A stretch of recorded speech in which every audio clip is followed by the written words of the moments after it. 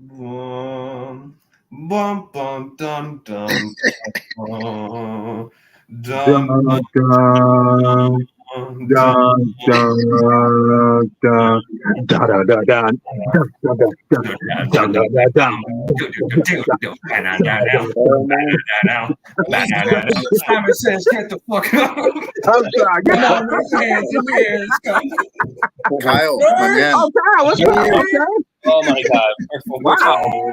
You stuck in it, dude, bro. Y'all didn't get the email? Just made Come it. on, guys. Come on. Okay, first I gotta make sure I'm not missing nobody because this is a big stream. So Yeah. let me make sure Eric can make it. He did reach out to me and he messaged me. He couldn't make it. So we'll definitely dedicate this show to him and prayer to him and his family. Let's see what we have. Godzilla Fan Freak says, "What's up, everyone?" Good. All right. Oh, Oh, wow. Mr. Trey, it's a full house, yes, sir. What's up? Tell me about it. Yeah, it is a full house. So before we get started, we'll go around and we'll introduce ourselves to each other because this is my first time speaking to some of you as well online. And first and foremost, I do appreciate everybody being able to be here on the stream. It definitely means a lot to me. Like I said before, I do watch you guys, and I've definitely had the opportunity to watch you guys because I tore my meniscus, so I haven't been to work. So, but it's definitely been an honor and a pleasure. Adrian, you got me kind of close to spending money. I'm not quite there yet. Nicholas, you do an awesome job, man. With the Monster Report, the Sci-Fi Century, you guys do a great job. I love your streams as well. And Kyle, I definitely love what you do, your excitement just for being a Godzilla fan. So we'll be around to introducing ourselves, and we will get started from there. I am Donald, and I am one of the hosts from the Sci-Fi Nerds, and you can catch us on YouTube every Thursday doing a live stream at 8 o'clock p.m. Central Time. And Remy, it's off to you. Y'all know me. I'm Remy. Remy! Remy. I'm the co-host of Sci-Fi Nerds. And yeah, we're just going to have a fun time tonight, talk about Minus One. So let's get to it, gentlemen. Well, some of y'all just met me before, but my name is Walter Ross, but I'm known on YouTube as Jedi Granville, and I'm part of the Sci-Fi Century or Sci-Fi Society, and we be popping those live streams left and right when we can. So hey, I'm just gonna do my thing, and hopefully we bring the noise tonight. Yes, sir. Yeah. Of course, man. Of course, man. I'm you guys, you heard of me already. I'm Daniel, the Sci-Fi Century. I always keep everything raw and real. I'm very honored to be a part of this stream.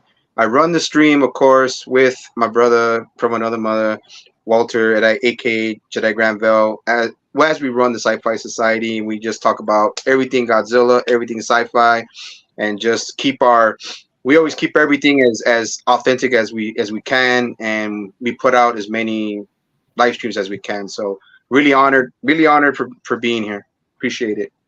Really.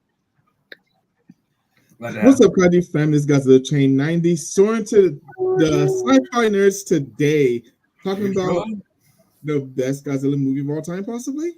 Tonight when we talk about Godzilla Minus One.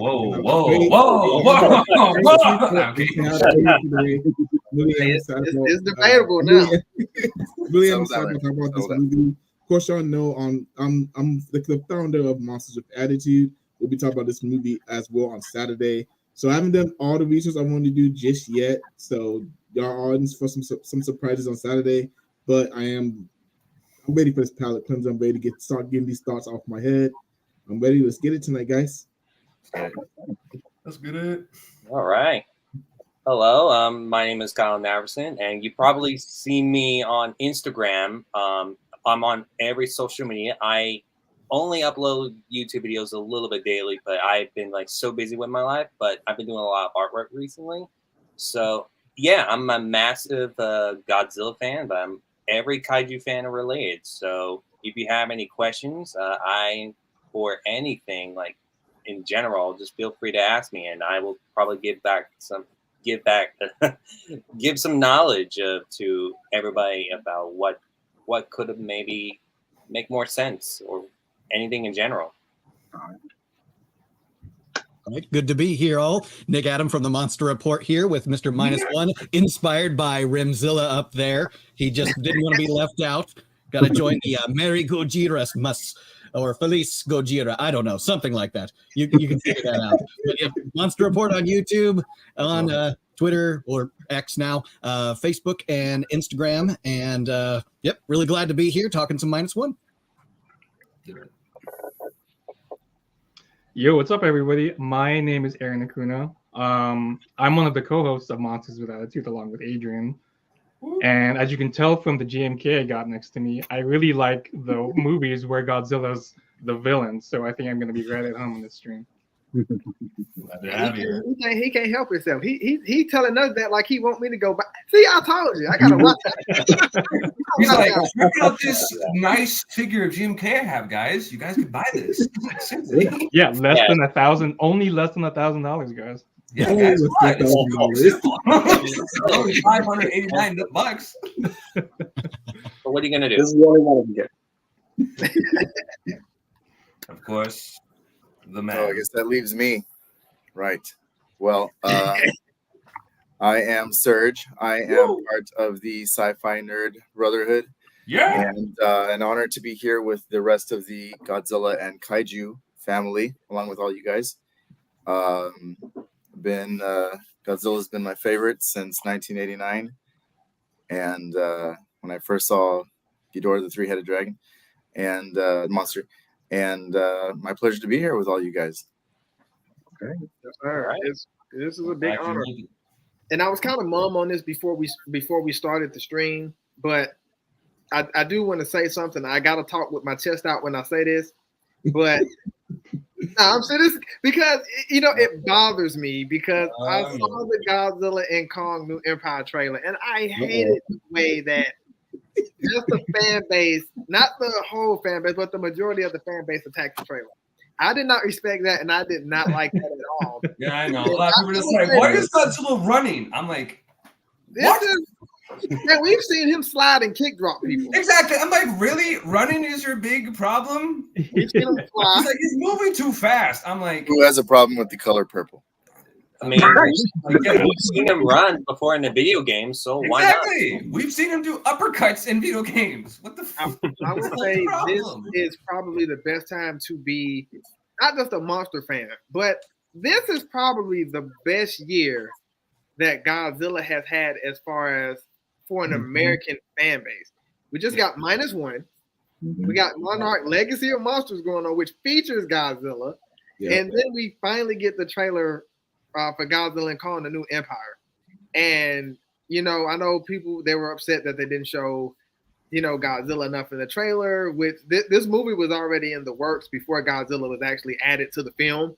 It was already going to be just a Kong film, but Godzilla's been in majority of the MonsterVerse films. But I mean, to just see how they can continue to evolve and use Godzilla, I think we're having trouble embracing change. And first and foremost, we have to understand that Godzilla he's a part of a sci-fi universe. So I mean, it's sci-fi, so they're gonna take us on a crazy and wild ride. But I gotta say, this is the best time to be a Godzilla fan. And those who don't like Godzilla and Kong the New Empire, just don't watch it. Don't talk about it. Don't discuss it. Let us have our moment. Let us have our shine. Yeah. And let us embrace it. If you want more serious, we're talking about a more serious movie right now. Go watch that again.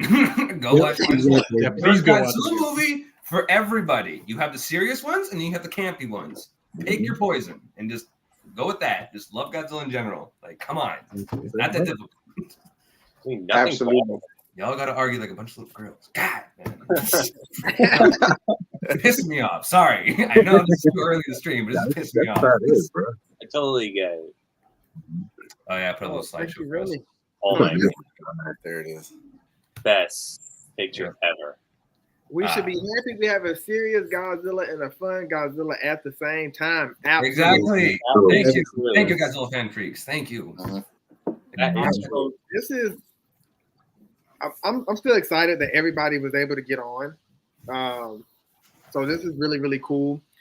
So we'll go ahead and get started. Remy, I'll start with you, and then we'll just come down in order until everybody gets a chance to answer this question.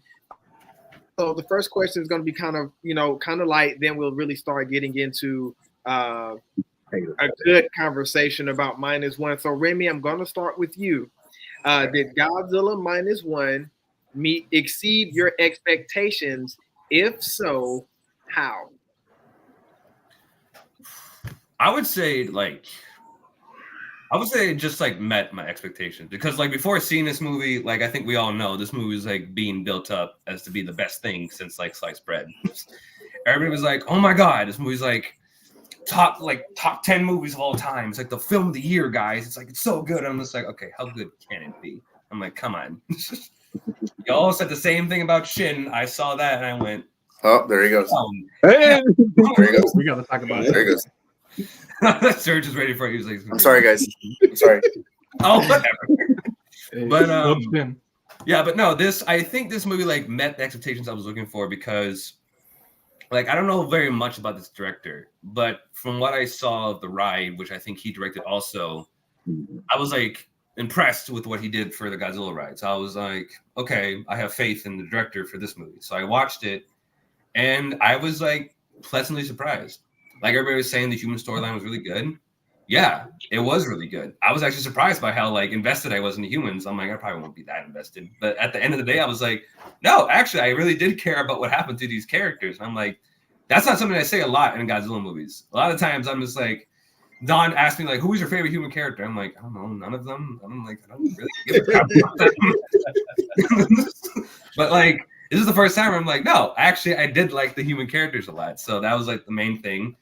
And yeah, it brought Godzilla back to like the 54 roots, 84. It brought him back to that where he's just like, he's just angry. He's just pissed off at everybody because they dropped a bomb on him. So he's just like, I'm just gonna murk all of you. You're all are done. I'm done. So I kind of like that aspect about, because like I love the hero Godzilla. That's like kind of just my Godzilla, but I also love Godzilla when he's just a villain. Like GMK is like one of the best films of the franchise, and that's a villain Godzilla in that movie. So I have an affinity for villain Godzilla. So to see him back in this film was pretty cool. So yeah, I think this film like met all the expectations I had for it. Good deal. All right, Mr. Walter, coming to you, brother. Did Godzilla Minus One exceed your expectations? If so, how? Well, I can tell you right now, you're going to be surprised by my answer. Okay. It did not exceed my expectations. In fact, it blew away my expectations. I mean, all my expectations about this film, everything that I thought about, they were obliterated like the monster did in the film. They were atomic bomb blown away. Okay. I did not expect this film to be such an incredible film. This was, I mean, look, Dane will tell you for sure, this movie was beyond what I ever imagined. I'm thinking like, okay, I'm going to go into it. I'll watch it, it's going to be, whatever. No, I left that theater so digested by what I saw, and I was like, thank you. I was thinking, God, thank you for putting my face back into Godzilla again with this. So, there you go. Mr. Daniel, what about you? Did Godzilla Minus One exceed your expectations? If so, how?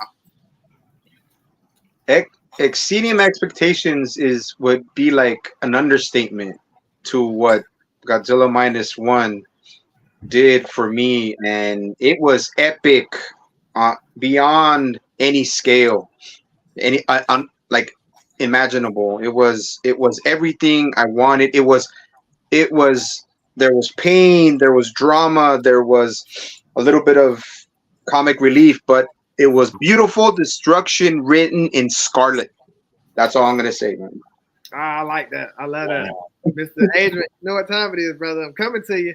Did Godzilla Minus One exceed your expectations? If so, how did it exceed your expectations, brother? Be careful with your answer. Easily exceeded my expectations. And the reason why is because after watching what I would say 2019 theater, I was like, you know what? I went to that Godzilla movie, zero expectations. Like, you know what? I'm just gonna go in there and enjoy the film. That's fine. So this movie, I was like, you know what? No matter what happens, I'm just gonna go in here and enjoy this movie. And whoo, God, I've never walked out of a Godzilla movie feeling the way I did ever. And I've seen it twice, and both times I still walked out feeling the exact same. And I was like, yeah, this is a masterpiece. Like, yeah, I gotta go see it again. I have to go. I mean, I was blown away by what I saw, but I will say this: I think my mom. I'm serious. I think she had me beat. My mom was up, and there was one part of the movie I was just staring at my mom, just kind of getting her reaction, and she just looked at me from the corner of her eye, and I just heard her turn around. I was like, I mean, she really was into it. Kyle, coming to you. Did Godzilla Minus One exceed your expectations? If so, how? Oh man, you have no idea how much it really exploded my expectations. I was like so in love with that. It was like meeting my new date, to be quite honest, because it is exactly what I was like. I love that, but still, it was like, I don't know how to put it into words. It was like rewatching the original 1954, but it felt like a remake of the original movie, but no, it's actually a prequel. And I actually saw it twice, and seeing Godzilla in a whole new level really, really got me excited. And me and my friends were like, oh, holy shit balls. It's like so amazing. Like, and when you like leave the theater, you kind of knew it was a masterpiece. And I have a feeling this movie, I think it's going to be like recognized at the Oscar Awards, or maybe somewhere soon in the future. We know. Best foreign film, at least. Come on. Yeah, you read my mind. It's already recognized, man. I already know it's recognized. It's already recognized. Nick, I love your name, but you got a superhero name, Nick Adam. I love that, bro. I like that, Nick Adam. It keeps reminding me of the character from Monster Zero. Literally, when I hear his name, there he is. That's good point. I was to be a kaiju fan. That's what it came down to. So yeah, this I did not try to go in with the expectations, I guess, just because been disappointed in the past. But if there were expectations from this director, did see that dream sequence. A lot of you probably saw it. The dream sequence from Always Sunset on 3rd Street. That was way back in 2006 or something, and the CGI was okay at that time even, and it's like, if that was your expectations, and then the few clips we got from the Godzilla the Ride, this one definitely exceeded those expectations. Obviously, we've got that design fleshed out, and it just pleasantly pleased with the way the story went. Really, really pleased with how well this is doing in the box office. 3rd movie in the nation, and it's a foreign film with limited number of screens that it was being shown on. So the Godzilla fans and the non-Godzilla fans came out in droves to see a film that Hollywood doesn't seem to be interested in making. A serious Godzilla film that really takes the characters seriously and gives the human characters really something to write home about. They were memorable characters, and so there's a lot about this that I love. There's a few things I have my criticisms about, but very pleasantly pleased with the release of Minus One. Yeah, actually, officially, it's number 1 now in the U.S. By now? Yeah. Oh, okay. Now. Oh, okay. Excellent. And they just extended. That is true. They extended the theatrical release, right? Yeah, they did. I heard that too. Yeah, another week. Yeah. Oh, that's good. That's good. I had a feeling I'm like, with how popular it was, I'm like, of course they're going to extend it. To when? To the 14th. 14th, I think. Yeah. 14th. Oh, wow. Yes. I got time to see it at least 2 more times. Aaron, I'm coming to you, brother. Did Godzilla Minus One exceed your expectations? If so, how? Well, shit, man. I've seen it 5 times. Does that answer your question? 5 times? You know what's funny? That's not even the most amount of times the Monsters with Attitude crew member has seen it. I'm like second or third, I think. So, wow. Yeah, we loved it, man. That's awesome, God, dude. I'm the kind of person who likes to temper their expectations, just because, like some of you have already said, it's really easy to be disappointed by these kinds of movies, no matter how big of a fan you are. And it's a weird thing with me, because I love any kind of Godzilla, stupid, dumb hero Godzilla, serious monster Godzilla, and I've still been disappointed by them before. Right. This movie, I went into it. I was just like Adrian. I was like, I'm gonna go into it. I'm just, no matter what happens, I'm gonna try to enjoy it as much as I can.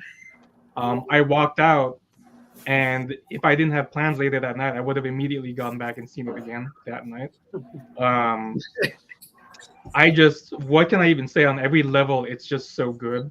The writing, the soundtrack, the cinematography, the directing, just everything. I know that's such a general thing, and we'll get into it, but God, you can appreciate this kind of movie on any level, whether you're just a casual moviegoer, a Godzilla fan. Well, I'm gonna stop gushing because I know we have a whole I love this film so much. We can talk all day. Oh, that's good. That's good. That was the purpose of trying to bring as many fans together as we can to discuss this film. And so, I mean, just to get different perspectives. Third, you're up next. Did Godzilla Minus One exceed your expectations? If so, how? I went into this movie with just with any monster kaiju, especially Godzilla film that comes out or content that comes out, I kind of just go in with excitement because we're living. Because we live in this wonderful time for kaiju and monster and Godzilla fans. We just get so much stuff here. So I just went in with excitement, and I'll just say that any expectations that I had were blown away via Atomic Breath, because it was just so. I mean, it was. I don't even think I made it through halfway through the film when I started thinking, this is the greatest thing I've ever seen. And that kind of just, I mean, it's so good that even casual monster Godzilla fans were texting me afterwards saying, hey, so like, how good is it? Like, should I go get it? Should I go see it in XD? Should I go see it in IMAX? And there's just casual fans, or people I didn't even think were fans. It's that good. We love it, and because of how much we love it, everybody else out there is thinking, "Oh damn, what am I missing? Is that good? I want to see." And like that is so cool that our love for like this movie and what we do, like for these movies, like it's literally becoming infectious to other people who maybe wouldn't normally see this kind of movie, and that's how good it is. Yeah. Really, really, really. You know what you should have did, sir? You should have sent them the goat emoji back and said, bye, bye. That's what Godzilla's the man.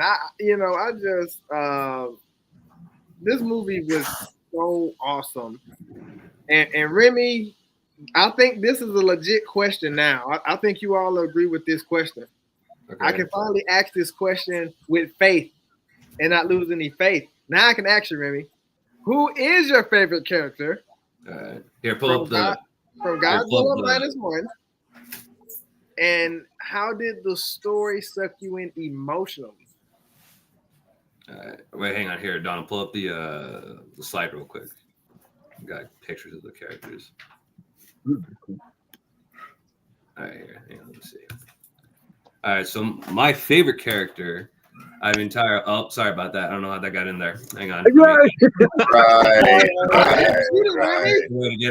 we go. There we go. Anyway, as I was saying, sorry about that. Technical difficulties. No, but I think my favorite character. It's hard though, because like there's like, again, the characters in this movie are like really good. Like I can't really like choose. I think like Don't be like that, Remy. Whatever you think. Okay, hang on. Give me a second, Serge. Okay, like I think my favorite character, honestly, would be this guy, the pilot or the technician. Okay. Yeah, that we met at the beginning. I forgot what was his name again? His name is Koichi. Koichi? Yeah, his first name. Oh, the main character, Koichi? No, not Koichi. I mean the pilot. Actually, my pronunciation. No, the technician. I mean that like. Oh, Tachibana, the guy who. Yeah, Tachibana. There you go. Tachibana. I think Tachibana. I think was my favorite character out of this. It's because I really liked his arc in this movie, where in the beginning, he like absolutely hated Koichi because he was like, you should have just shot at the Godzillasaurus when you had the chance, but you didn't, and now all my friends are dead because of you. And I kind of like that like arc near the end of the movie where he's like, listen, like I really like that scene that they show where Koichi's in the pilot seat and Tachibana is just like, here, there's like a ejector on this seat, and he's just like, live. And I really like that scene because at first he would have probably not given a single crap about if Koichi lived or died, but in that moment he was like, you know what, no, I need to move past my hate, past what happened in the past, and just like, you have a reason to live. You have a little girl that still loves you and that needs you to come back, and so you need to like live for her at least.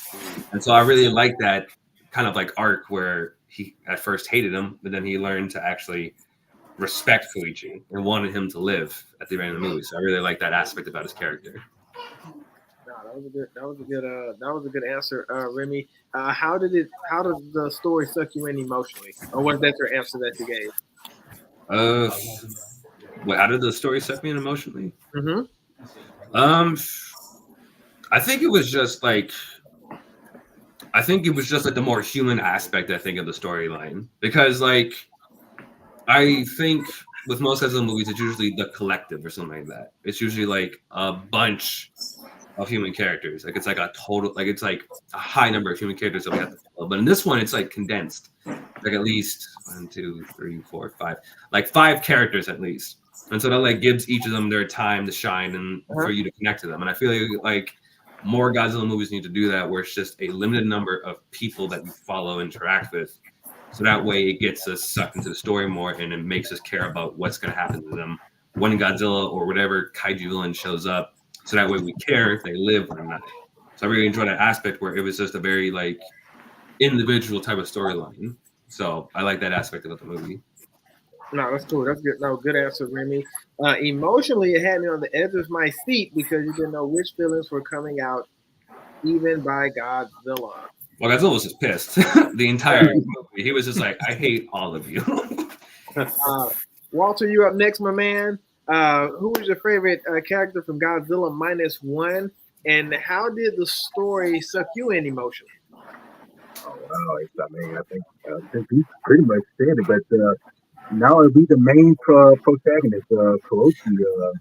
He really grabbed me, because he's basically a deserter of the war, and it's kind of funny knowing that he was told, to come back to live at the beginning by his parents, but really on a side note, he didn't really want to fight, he didn't want to, get into the mindset of just killing, and that's why when the chief mechanic comes, like, you see everything is okay with your plane, but there's no kind of scuffling going on, so it's like, what's going on? And he's saying, what you're implying, it's like, he already knew his game. It's like, you just didn't do that. You're a kamikaze pilot. But as you see him go through the motions, you don't realize that he didn't want to fight, then. But then when Godzilla comes in the picture and his way of life is threatened, then that's what he says, and he comes across this girl, and this little baby.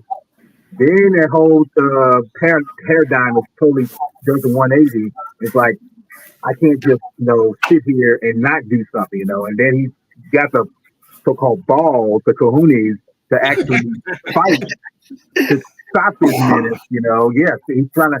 It's that particular moment when you realize, like, this character has that arc to say, you know, okay, I was a coward before, but you know what? Now I realize what I need to fight for, which has some real meaning. Maybe the fighting for his country may not have been the catalyst for him to die for something, but dying for a family, that would make more sense, you know. That's good. I like that. But as far as the story, as you say, what sucked me into it was actually just that, the family element. The fact that you've been blown away by the war, it's dissected everything, but it shows that you can build yourself back up. And knowing that really he, what's the name? Noriko, I can't say her name. I'm sorry. Noriko, thank you. He and the little girl, little baby, they all pretty much are orphans, or it looks like don't have anybody to you know, help them out. They come together and they become this family dynamic. And to me, it's that moment that makes you realize, like, this is what really matters right here. This is the heart of the movie. The fact that you build this family dynamic, and he not just has that dynamic, but also the dynamic with those guys that do the, you know, the mind, you know, recover him. You know, he makes friends with them. It's that little, it's that thing that keeps that glue together. And I think he's part of it that keeps that momentum going. And I think that's what really sucked me in, that family dynamic, you know. And I feel like that's what it's really all about, him fighting for that family element and to continue on, you know, even if it costs him his life. You know? Yeah. Yeah. And I think that was the crazy thing, just going from the first problem he faced, because he felt like he ran when he didn't sacrifice himself with the plane. But when you look at a bigger problem with like trying to deal with something like Godzilla, it's like, wow, it's like he's dealing with an even bigger problem. And it's like, how do you build up the courage and the strength to face something like that this wild, this angry, this upset after you already went through a war? So that's what made it even more intimidating. Like, oh man. Daniel, I'll come to you, brother.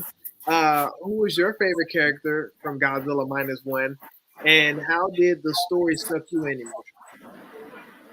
I mean, I got into every single character had, you know, did their part in the film, but of course Koichi was, you know, the main focus. So, and his buddy, the other guy that they just met on that wooden ship, he was the one that was really, you know, breaking the ice when it came to comic relief and yelling and the way they speak in Japanese so fast, and it's kind of funny, but it was like what Walter was saying, the Koichi's, his survivor's guilt, going through everything he had to go through, plus on top of Godzilla already coming onto Odo Island and totally obliterating everybody, making it worse. His PTSD was already bad enough, and then with the girl he meets, Noriko, and then the girl, the orphan, and it was a lot for him to take in. So I guess he just tried to do what he can. He tried to man up and try to, you know, deal with it.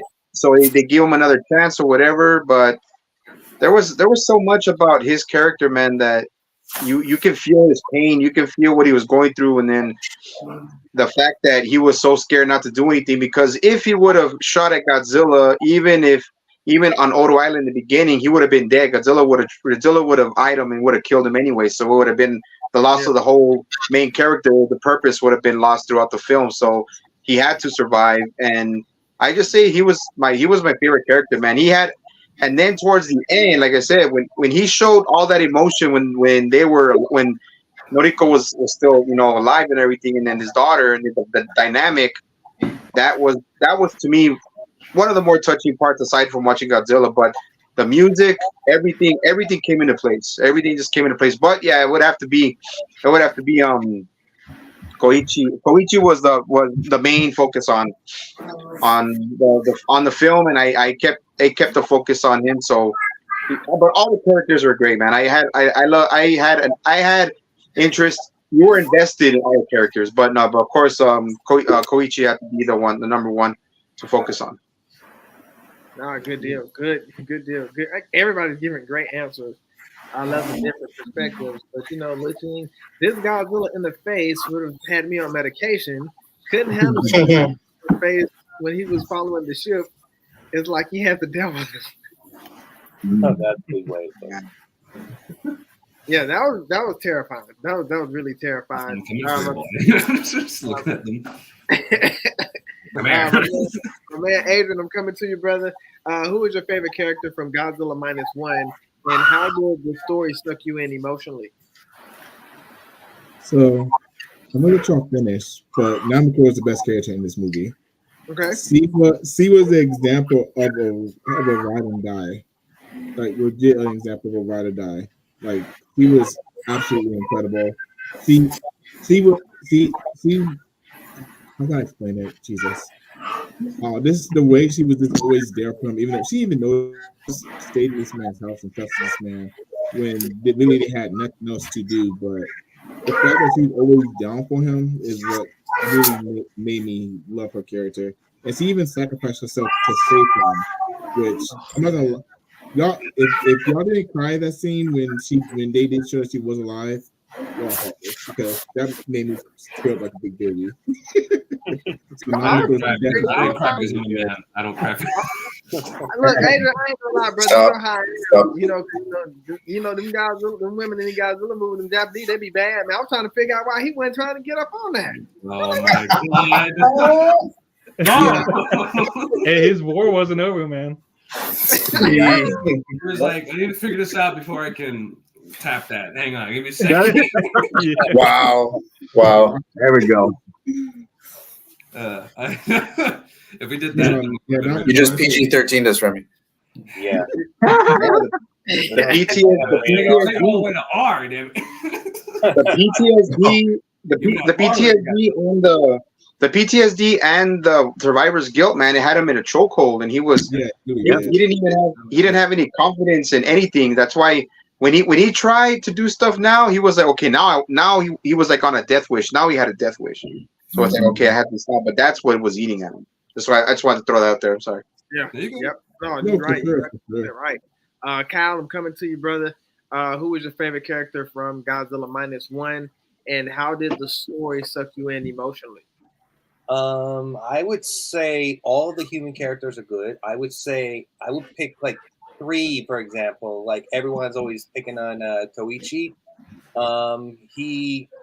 I think he's like living that guilt like for a long time. That he's trying to forget about the past and just live on with that guilt. But now that Godzilla is like coming back to haunt him, it's like meeting with the same devil from your past. Mm-hmm. And I think he overcomes his fear, and he was able to like get more courage in him in order to face and get the mission done without him killing himself. He was ordered to live. Noriko, on the other hand, I think she's very, very interesting. She was basically like an outcast, if you put it that way, because she had nowhere else to go. She was like more like an adopted mother of Akiko, the little girl, and the actors who played her really did a phenomenal job. And I was really dropped when she was blown away by Godzilla's atomic breath. It was like getting blown away by like a big, powerful bomb, and I felt bad for Koichi and Akiko. So you could see when she survived, I was like, wow, okay, this is like really good. She is a true survivor. And there's this doctor I forgot his name, which he's definitely my favorite character. That doctor, he's mostly like being like a big brother to Koichi, and he was just trying to help them to fight Godzilla in order to save Japan, because he knows the government and the U.S. government, the Soviet Union, and the world government are definitely trying to keep it a secret and not set up a panic attack, because he has to come up with a better way. And I think the Dr. King is one of my favorite characters, and I think he's more like the scientist of this movie. So if you agree with me. Yeah. No, heck yeah. I mean, very good and valid point. And like I said again, that was the purpose, of this stream, just hearing from different brilliant minds in the monster. Yeah, every time you look up, it's a tugboat or something flying. Nick, I'm gonna come to you, I laughed when I saw the boat get floating through the air and hit the building. I was like, Godzilla picked it up like it was an empty can of soda and just went, right? It's empty. Give me another beer, woman. Nick, who is your favorite character from Godzilla Minus One, and how did the story suck you in emotionally?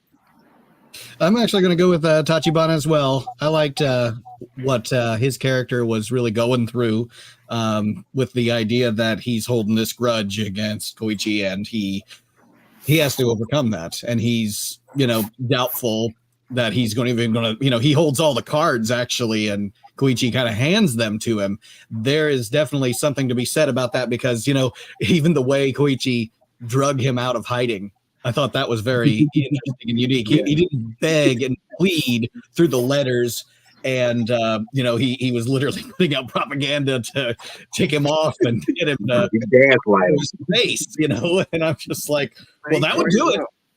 That would do it, Yeah.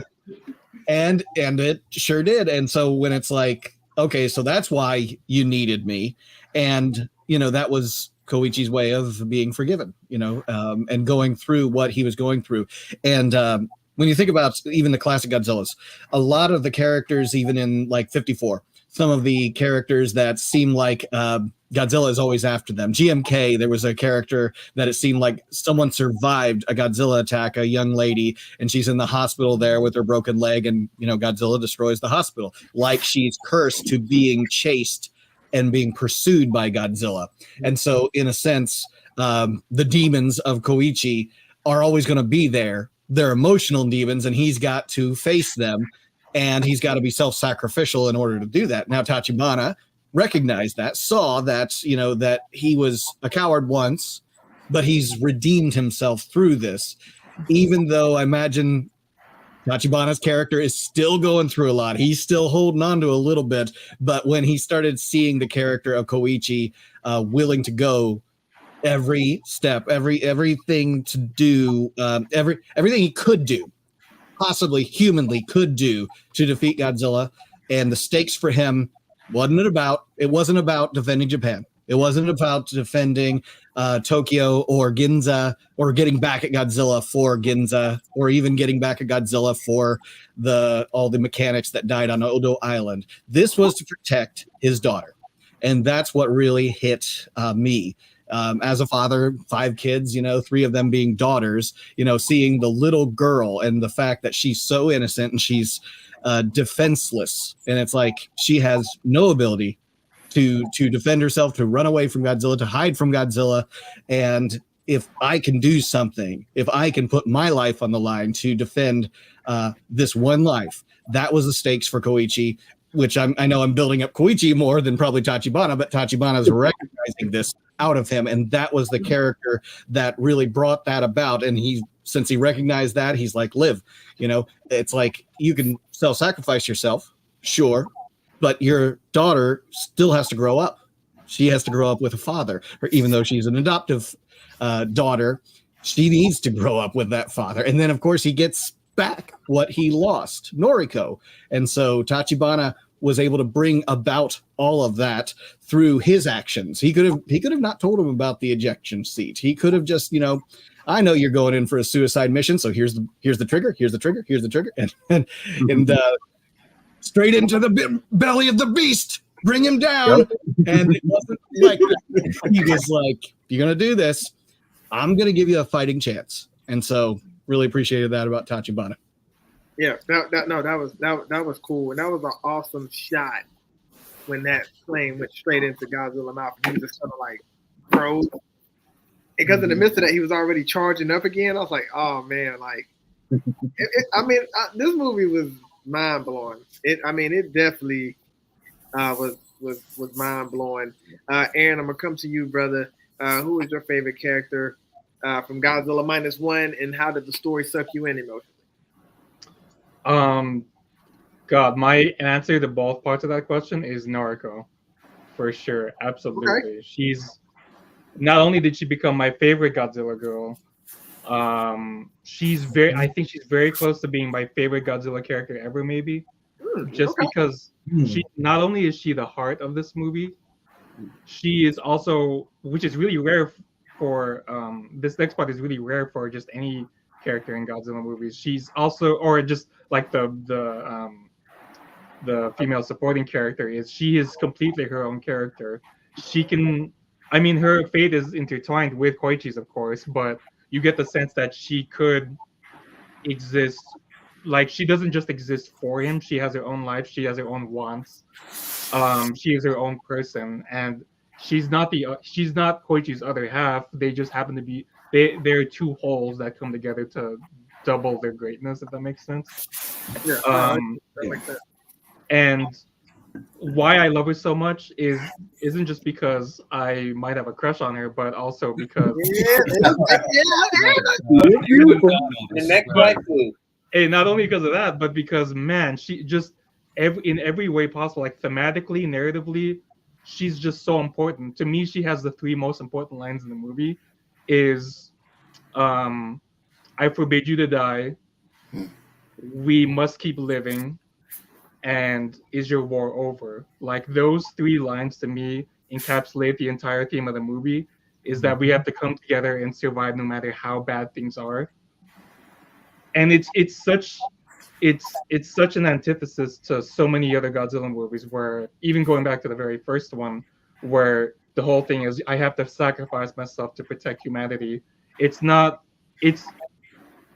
In this movie, it's not I have to die to protect the ones I love. It's I have to keep living to give them a better life. And I think it's really well said in Doc's his pre-battle speech, where he says something like, "This is not a battle to the death. This is a battle for the future of our lives." He said something like that, I think. Yeah. And to me, it's just such a beautiful message. You have to keep living. You cannot die, not just for me, but for yourself. And now that your war is over, we can truly start being alive. You can start dreaming again, and we can do that together. You can share with me all your hopes and dreams, all your sorrows. I absolutely love also the fact that Koichi's last action in the movie isn't him being some macho action hero, although he's definitely earned that place just because of how badass he is as a pilot. His last actions in the movie is crying into her lap. And I just love how vulnerable and emotional he is at the end, because he was holding all of that in throughout the movie. And the fact that he just lets it go is just, and that she was his reason for being able to do that is just amazing. I love her so much. He got lost his mind. Sweetie says that this actor should be nominated. Don't you agree, everyone? Yeah. Yeah, he lost his mind when he seen her get dressed for that job. You know, my mind kind of went there too. I'm like, is she wearing like something seductive? And it was just like a regular outfit. I was like, oh, okay. Wow. Hey, listen, I'm 20, okay? It's not your turn, Remy. Yeah. All right, fine, go ahead, Serge. Go ahead. Tell us. I'm coming to you, Serge.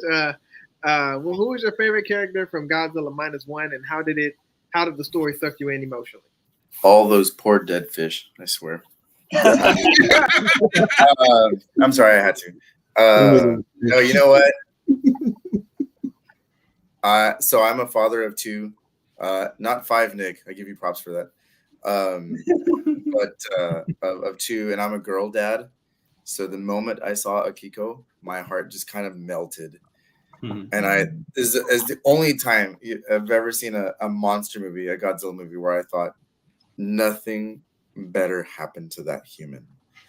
And so literally, like, the whole rest of the movie, I was just like, where is she? Is she asleep? Is she okay? Like, don't you dare die in that plane. You know, like, she needs a father. Like, that's literally me the whole, like, I'm with my kids. Are they okay? Where are they?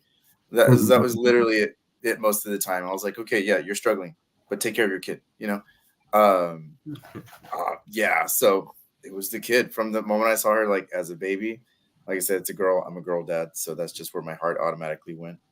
And towards the end too, when, you know, the main character was in his thing, like going back into kamikaze mode. I was so, don't you dare. And then,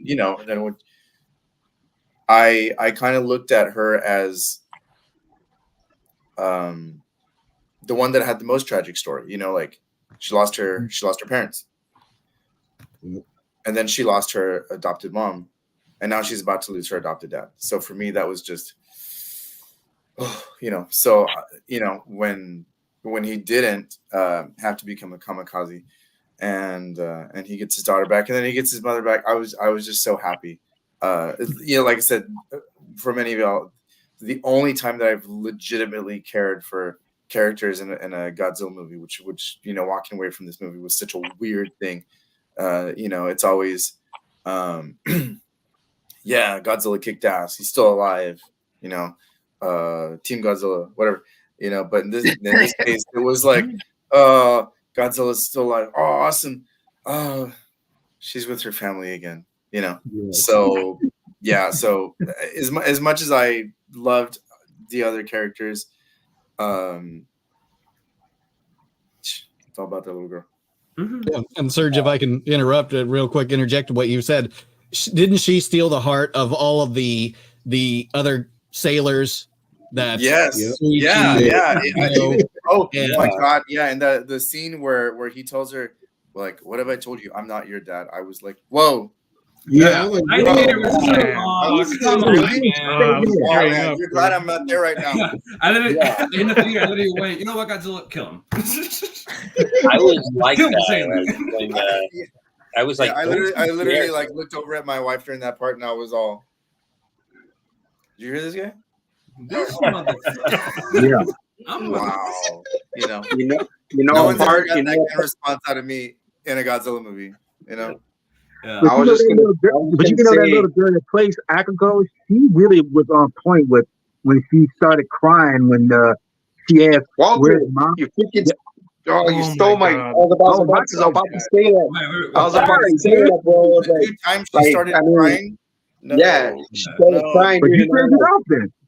Yeah, no, I'm just saying, like when she started crying, I was like, I mean, you feel it, man. You feel this little girl's crying, and even though it's a movie, you're into the movie, so you're like, man, it's like, all of us here, like I don't have kids, but I mean, I've worked with kids since they're 7 years old and up, so like when you see a kid cry, it doesn't matter who it is, you feel for that, child. So that's what a part. I mean, I was just joking. Well, I just wanted to give you a little shit. But no, I didn't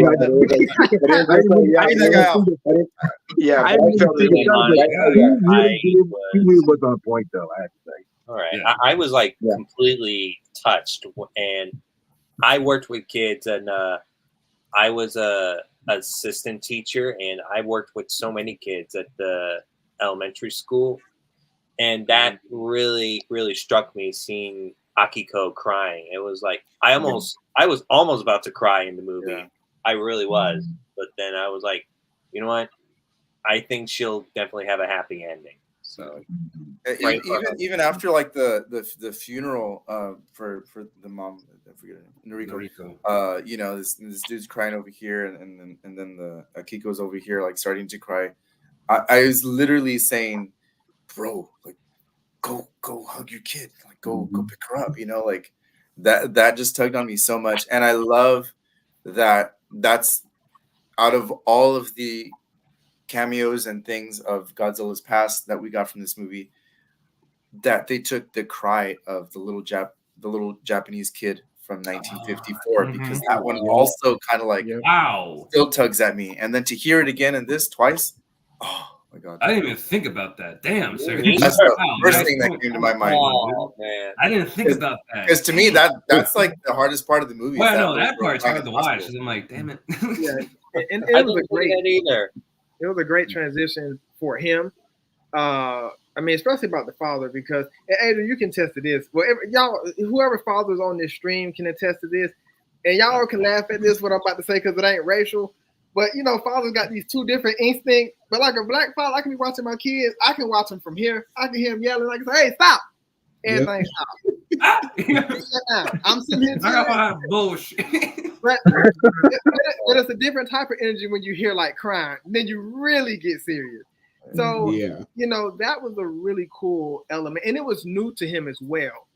That part at the beginning, it was really, really new to him because that wasn't his child, that wasn't his lady that he was with, and then as the movie went, he started to develop that, and that was really, really cool. And one thing about this movie was you didn't know what to expect next.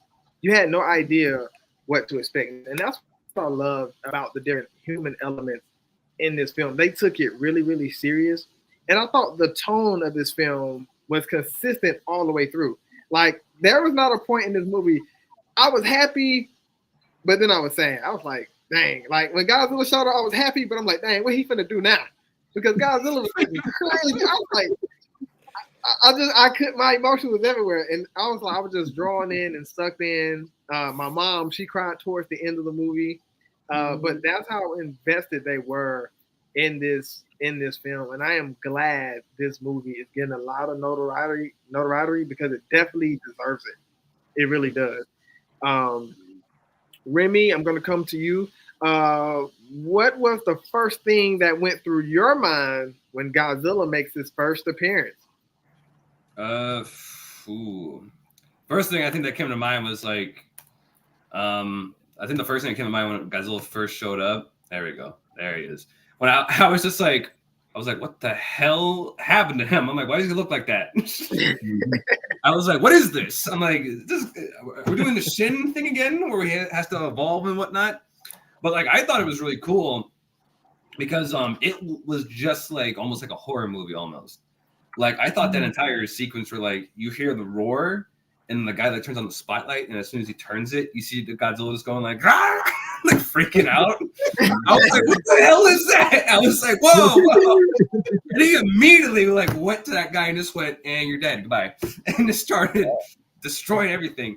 Like, I just love the fact like how aggressive like this version of Godzilla was. Like, he's aggressive throughout the entire movie, but this particular like phase of Godzilla was like really, really violent. Like, I was actually surprised when he like started like biting down on people and just like tossing them, because I've never like gotten used to like Godzilla like actually eating people, because I'm like, Godzilla's never eaten people in any of the movies before. Like, it's very rare occurrence when Godzilla does actually eat a person, because you're just like, we're too small to him, so like, what do we do? Are we like even enough to give him proper sustenance? But whatever. But like, I thought like the entire way that sequence was shot was like total horror movie-esque. Like, it almost reminded me of Jurassic Park with the T-Rex scene in Jurassic Park with the way it was shot, because he was just like looking around, and that part where like Koichi's like in the fighter, where like he's in the cockpit, and you just see like that Godzillasaurus is like looking around, and you have like his face like right up here, this close to Koichi. It literally reminded me of the T-Rex. I was like, oh my god, do not. And I was with him too. I was like, no, don't shoot him. You shoot him, you're just gonna piss him off even more. Just be quiet. This is gonna pass through. And then they started shooting him. I was like, all right, and you all are dead. I'm sorry, you are gone. But yeah, no, that sequence like to me was just like shocking how like well done it was. Yeah, it was, especially in the freaking IMAX, like that roar. I was like, oh crap. I was like, and if I was in that ship too, I would definitely want to shot guys. They're like, bro, he's not finna eat me. Like, he ain't even thinking about me right now. He's looking at y'all. So it's gonna be y'all. Like, you say that, and he turns to you and he just munches on you, Donald. Like, you're not in that scenario. But I was like, because if I got a chance to live, and look, that's honestly, I'm just gonna peace out. I'm just gonna tell y'all. I'm just gonna go. You know what? Look, somebody got to. Self-preservation. Start running. Oh, look, the gun jammed. Yeah.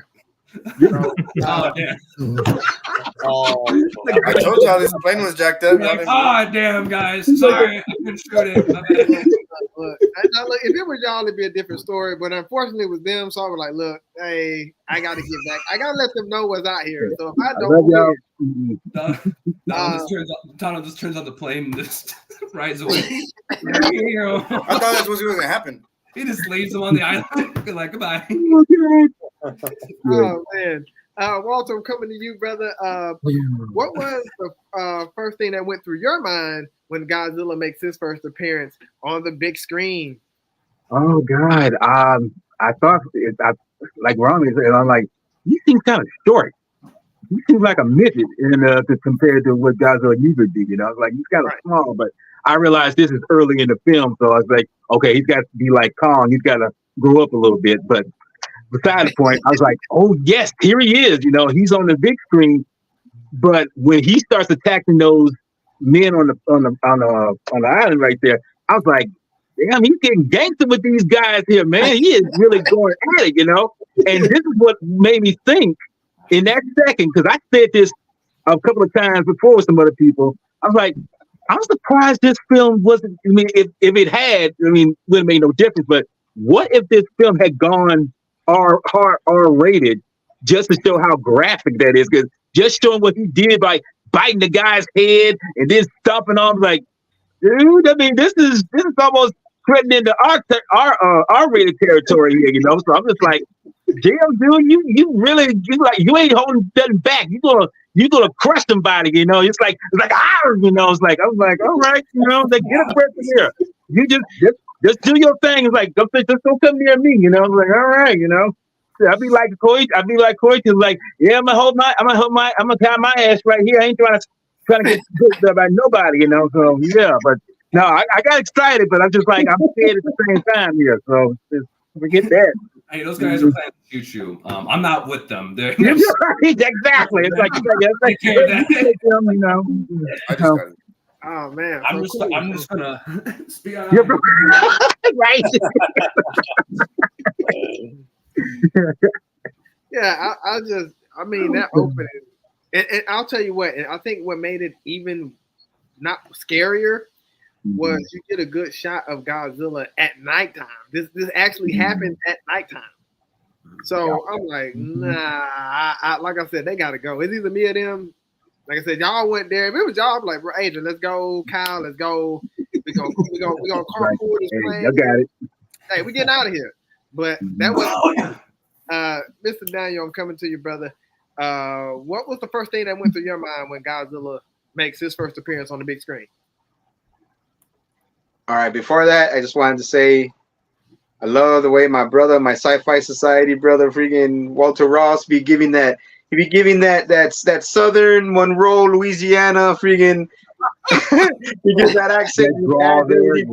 So yeah, I had to add that. But no, man. But remember how I said in the beginning, beautiful destruction. Well, we start off with beautiful carnage, and Godzilla just not even killing them to eat them or to consume them. He's doing it out of pure rage and for the pleasure of it. He's just killing them, man. Yeah, the small size. I knew you could tell. I mean, any real Godzilla fan would know that he's smaller, but he was extremely vicious. Did not think about anybody. Like he was really literally like you're on his territory and he's a predator, and you're like, I don't want you here. Get lost. I'm gonna turn you into sushi. You know, I just got here to the island, and it was just like I said, beautiful carnage, and it did have horror elements to it, and was damn near like you guys said, was damn near rated R. If they would have just sprouted a little more blood, you know, rated R. But I mean, but it was beautiful, man. It was beautiful carnage, and I mean, I couldn't have asked for such a better first appearance of Godzilla, especially in the newer movie, and in the 1940 session. My man, like. I mean, this was the 40s, bro. They hardly had anything after the war. All they had were planes, and even their machine guns, rifles would jam up, or they were very limited. So I mean, even if they tried to, they wouldn't have gotten anywhere, and Godzilla would have annihilated all of them. But yeah, that's my take on Godzilla's first appearance, man. And like I said, beautiful. Heck yeah. Adrian, I'm coming to you, brother. What was the first thing that went through your mind when Godzilla makes his first appearance on the big screen? God damn! Hell yeah! That was literally my first. So and like when I saw, I was like, ooh, it's Godzillasaurus. And then he started fucking people up. I was like, oh shit, this is not our usual Godzilla. Okay then. I'm here for it. Let's go. Yep. I thought that scene was absolutely awesome. I'm with Remy. My ass would have been on that. I would have pulled that plane out of there. I ain't shooting shit. I'm gone. Yeah, I just forgot. I'm not shooting. It's like, nah, let's get this plane started. I'm out of here, guys. Sorry.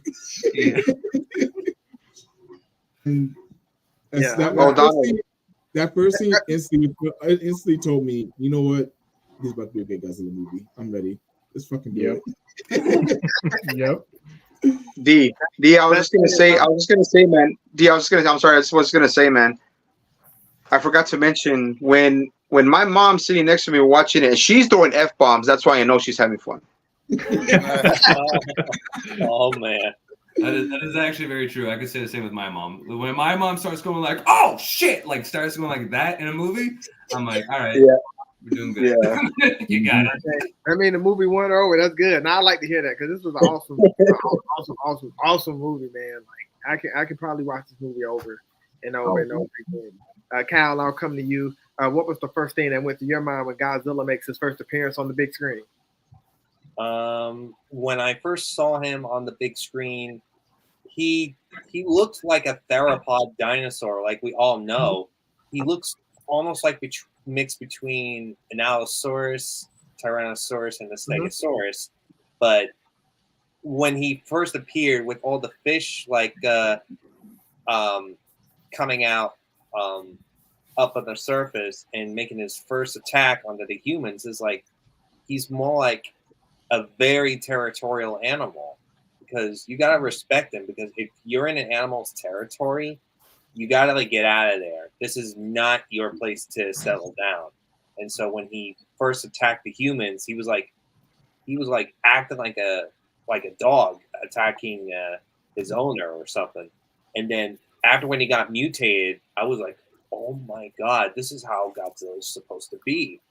And we've been trying to see, I believe all of us wanted to see how Godzilla was mutated. And I'm really glad they did by the Bikini Atoll. And the way they give Godzilla healing factors, it reminded me of Wolverine a bit, because you can definitely see how he went from this 15 or 20 foot tall dinosaur to 164 or 65 foot tall creature. And you can see a lot of pain inside of him. Like, yeah, since you really mutated me, you are going to be punished by giving me this power. You're going to feel my wrath, basically. Yeah. Yep. Pretty much. Nick, you know, my name is the law. And I lay my vengeance upon me.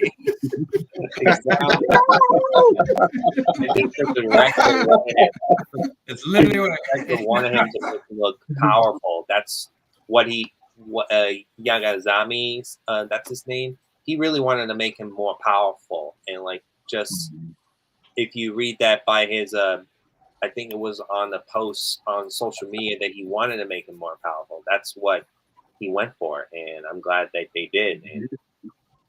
And I sort of think seeing his spikes growing on his coming out of his back, it was like pulling a trigger sort of a way. Yep. And seeing him fire his atomic breath, it's like getting hit by a nuclear bomb blasting everyone. It did remind me of the scene from Walking with Dinosaurs, episode 6, Zen of the Dynasty. Seeing the people getting blown away. It's very similar to that final episode of Walking with Dinosaurs. For sure. Adam, I'll come to you, Mr. Nick. So what was the first thing that went through your mind when Godzilla makes his first appearance on the big screen? On Odo Island? Who invited him to the barbecue? Because boy, he came out of nowhere, didn't he? Yeah, quite shocking. I did appreciate that was shot at night.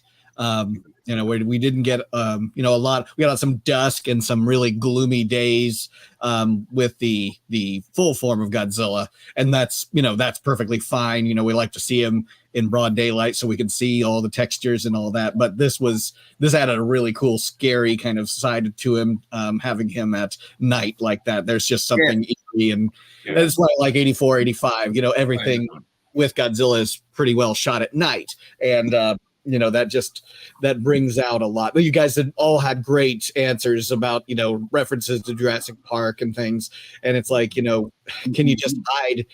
And that was my vote. It's like, you just hide from him and he'll just pass by. I also thought boy, you know, if this is his territory, we're actually the invaders. He's not. So I kind of looked at it that way. You know, we should probably figure out how to get out of this island as quick as we can. So just let him pass by. I also thought that was the Koichi. Every time that he was faced with something, he was paralyzed until he nearly lost everything. Koichi was paralyzed by Godzilla. He was paralyzed by the little girl and Noriko, you know, Akiko and Noriko, when they came into his life at the beginning, you know, he's just like, what do I do? You know, it's just a lot of that. Noriko shoves him out of the way when the atomic blast wave comes in. I mean, he's paralyzed. She didn't have a problem taking action. You know, even the people on Odo Island didn't have a problem taking action. But think about it. If you've never heard of something like that, in the 40s, you didn't have a monster movie, with the exception if they saw the original 1933 King Kong, maybe they had an idea of a giant monster. Other than that, you know, and maybe I don't know, the Lost World and things, there's just not a lot of reference we have to the idea of the giant monster, you know, that we're in his territory and we can't do anything except for get out of his way. But yeah, this Godzilla going after people directly, I guess there is some sort of thing about Toho that Godzilla does not eat people, but that he, in this case, he can bite them and toss them, and that's acceptable somehow. But yet, I think there was the cut scene, right, in 54 where he was actually eating a cow on Odo Island. I mean, I've seen the photos of that. Yeah, they were. Yeah. Well, it wasn't a human, so I guess that's acceptable, right? Yeah, exactly. You know? Yeah, you always wonder what he eats, especially before there's nuclear reactors all over the world to, you know, feed his hunger. So what else would he eat? I don't know. Something. He'd be like 98 and all he does is eat fish, right? So whatever. So that was quite shocking. And yeah, seeing a devolved version. I'm glad that wasn't the version we stuck with for too long, because, you know, we were all ready to see him in all his glory, beefed up and really intimidating, and yeah, just loved it. And I love the fact that, you know, he's a legend in this. He's part of mythology. He's not necessarily have the scientific background to him, you know, that he's some out of place dinosaur or anything like that. He's just got these mythological roots, and yeah, there's something about Odo Island that they've had sacrifices probably to him, just like, you know, in the original Gojira. So yeah, there's definitely a lore there that'd be interesting to look into. Interestingly, I also heard that there's a novelization out there that, you know, that would explain a lot more of this. I don't know. I've not read it myself, but we had Kevin Derendorf on our stream a couple of days ago, and he mentioned reading the novelization of it. So I'm all for it. Let me check it out when that gets an English edition, or if it's out there for us to all read now, I'm going after it. But anyways, that's all I actually have tonight. I'm actually going to sign out after this here. I appreciate the time. Just getting a little tired. It's been a long day, and but this is awesome, guys. And thank you for joining us, Nick, man. It's always a pleasure to have you. It was nice seeing you again, man. Nice to finally meet you, man. Get some rest, man. And all of you keep in touch. And love to have anyone has not been on my show as a guest. I'd love to have you on and get that chance too. Some of you have been, and others I need to include you on that. So I'm really appreciative, and I always like to support kaiju content creators. And because I've had the support for about 10 years now, getting close to that 100,000 subscriber mark, and it's because of the fans, you know. So I just appreciate the opportunity of talking with you guys, and yeah, let's keep in touch. Thank you so much. Thank you. Stay safe. Sayonara. Sayonara. Sayonara. Damn it. Never forget it. That's not pronunciation. Aaron, I'll come to you. What was the first thing that went through your mind when Godzilla makes his first appearance on the big screen? God, you guys have already said so much of what I wanted to say. He's just a beast. It's like a horror movie. There's so much tension. So whenever I go into any movie or show or whatever, I can pretty much tell how, or at least with the well-written ones, I think, or even with the not well-written ones, because they kind of project what they're going to be regardless of the quality. So I could try to gauge how a movie's gonna be. When this scene came around, I was just, it was a weird mixture of like, oh, this is scary, and I was kind of also like really happy, and I was smiling just because of how it's weird. I'm not smiling at the people dying, but obviously, but like I was just smiling because I kind of was, and that's sad. I was just happy because I just knew, oh, this is gonna be a good movie. Like just because of not just because of how well done Godzilla is, but because these early moments, they do so much to adequately set up the film, from its characters, its world, its tone, the conflicts, the what everyone believes about each other, what Koichi believes about himself, why he can't just shoot, why it actually sets up why everything goes wrong too, is because one of the big themes of the movie is humans coming together to face adversity. And one of the big things, I'm sure everyone knows by the end, the reason everything works is because everyone's playing their part and coming together to take down Godzilla. The reason everything goes to so much shit in the beginning is because everyone's relying just on Koichi to do his thing. No one else is doing anything to back him up, prepare. No one's doing any alternative planning to make sure Godzilla is taken down properly. They're just betting on Koichi, and that already had such a low percentage of working, because how close was Godzilla already to the plane? How long could he have shot him before he either got taken down or died, or there was just so much. And then I think it's really encapsulated by the guy just randomly shooting and screaming. You knew there was nothing going on there, where no one was together. No one had each other's backs. Even Tachibana, as much as I love him, how he's grown, everyone starts out as the worst version of themselves, where he was just pushing everything on the Koichi, not really taking any responsibility for himself. He even says it outright, hey, I'm not a soldier, I'm just an engineer. But that doesn't stop him later on. Later on, he says, hey, I'm an engineer. He literally says, we'll do what we can. I'm gonna do the best that I can. That's what I love so much about this scene, is just how well it sets up the rest of the movie. And it's all, and the way Godzilla is represented in this scene is what word am I looking for? It's a really good representation of all of that stuff mixed together. Because he's outright, he's scary. He is, exactly what kind of Godzilla he is. He's no hero in this movie. He's territorial, like a bunch of people already said. He's just, oh man, he's just a menace. I don't even know how to, I have so many things to say, but that's all I can really say about him. He's a menace, and it's amazing. I love this scene. One of my favorite entrances in a Godzilla movie ever, I think. Yeah, I just know next time I know that I need to bring more toilet paper, because Dude, this movie was serious, man. I'm gonna come to you, brother. What was the first thing that went through your mind when Godzilla makes his first appearance on the big screen? Oh man, well, I can tell you, just like you, Adrian, I had the same response. Oh damn, which was oh damn, this movie's going hard, real quick. That sounds like the most intense Godzilla movie's ever started. Well, already, I mean, I was already excited because you see Odo Island and you're thinking, it's gonna go down here. Yep. Something's got to go down. We got to see him. And yeah, it was a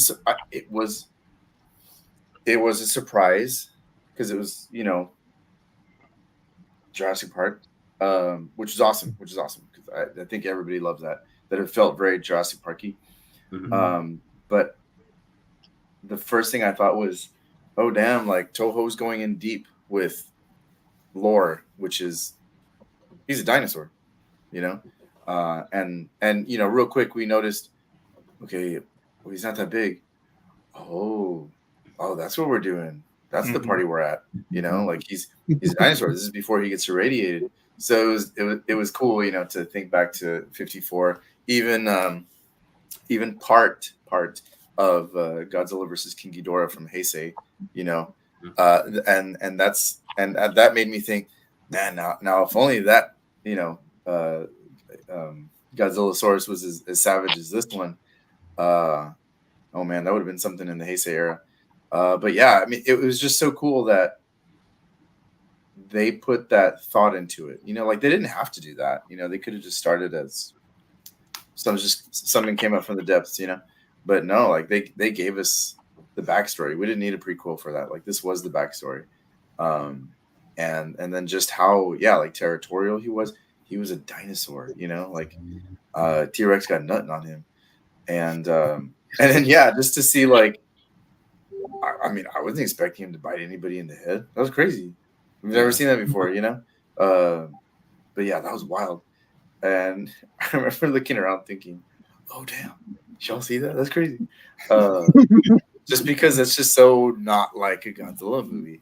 And then also, too, like, I think, Aaron, like you said, once you digest this scene, then you realize this is going to be a hell of a Godzilla movie.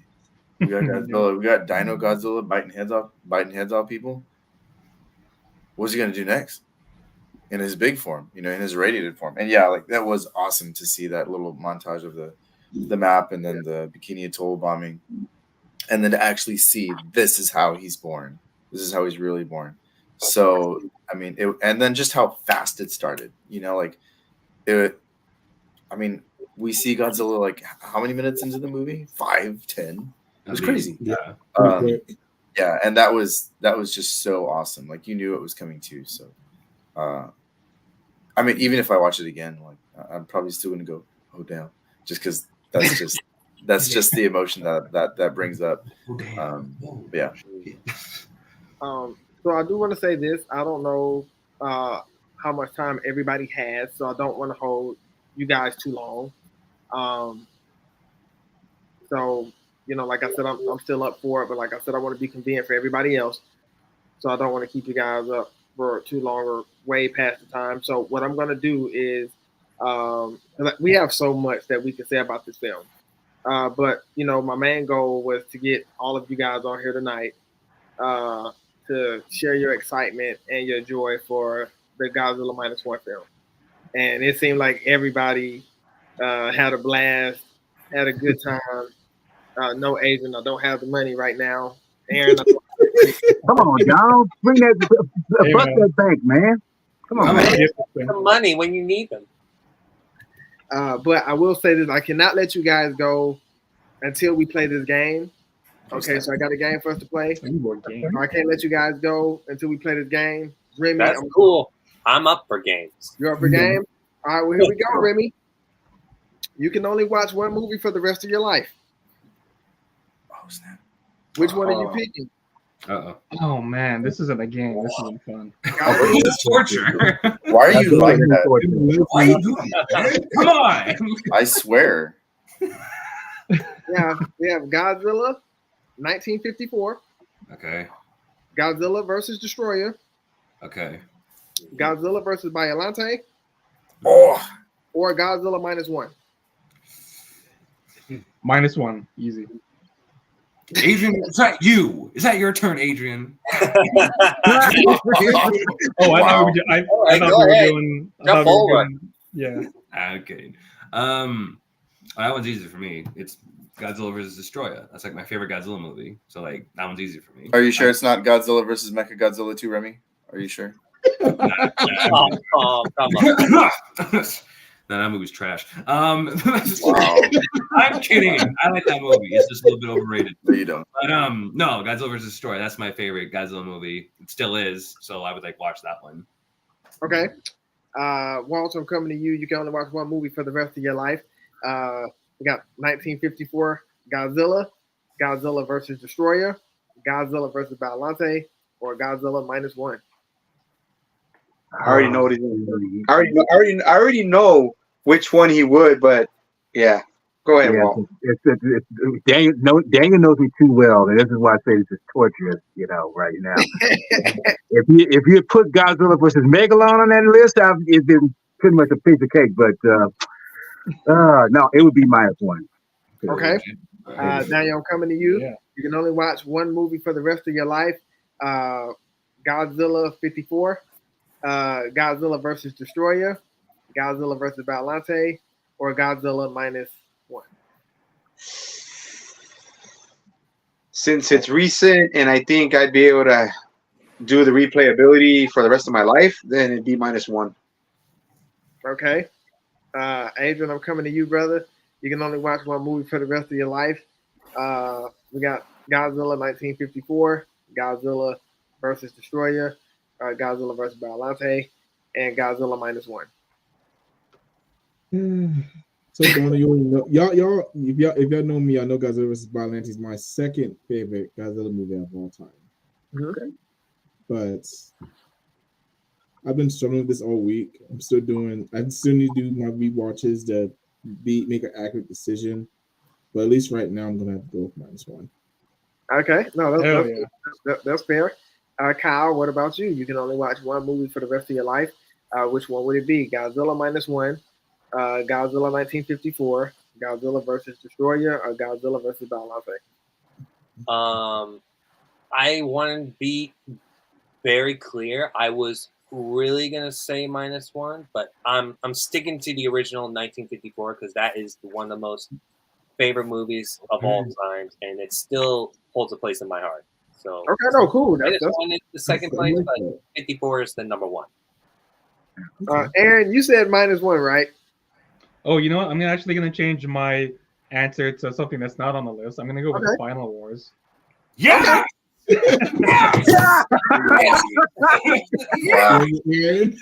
Vindication! Yes! Come on! Who loves that? You know what though? To be completely serious, to be completely serious, they are they're actually tied for real.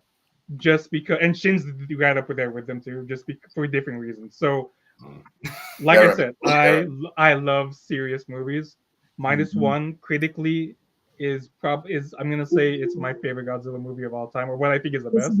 But Final Wars is also my favorite Godzilla movie just because of how we've been swearing, right? I can drop F-bombs. Yes, you can drop F-bombs. Okay.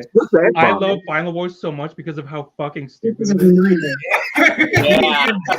I love that movie so much. You get it, Aaron. Absolutely, man. Thank you. Everybody's like, I'm like, yes, he's supposed to be stupid. Yeah. So when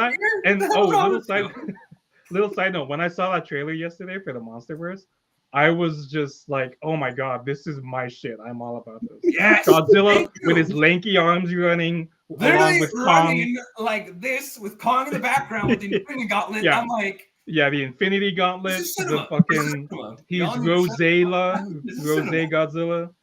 That was amazing, man. What'd you say? Rosella, he's got Rosella. We got Harvey Godzilla in the foreground with Kong in the background.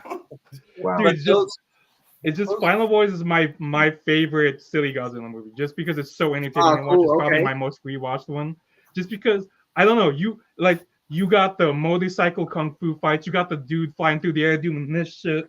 Like you got, I don't know. It's to me, it's an incredible. To me, it's not a good movie because it's an experience. Let's just say that. But -1. -1. Okay, I'm with you. I'm with -1. Yeah. I got -1. Yeah, so they're both like right there. It's just I had to shout out Final Wars just because it wasn't on the list. Nah, shout out the Final War, man. Third, your turn. You can only watch one movie for the rest of your life. Which one are you going with? Godzilla -1, Godzilla 1954, Godzilla versus Destroyer, or Godzilla versus Biollante? You know damn well what you're doing, Donald. You always throw in Godzilla versus Biollante to hurt me. I swear. It's obviously Godzilla's Revenge. You're a bad. You can't help her there. You're a bad person. The worst movie ever. Okay. You guys are bad. Um,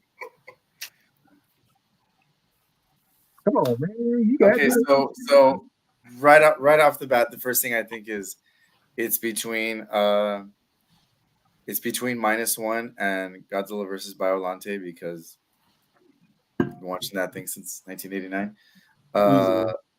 I don't know how many weekends I spent at Video Stop asking for that movie and taking it in the early 90s. I hate you. I'm sorry. Very nice.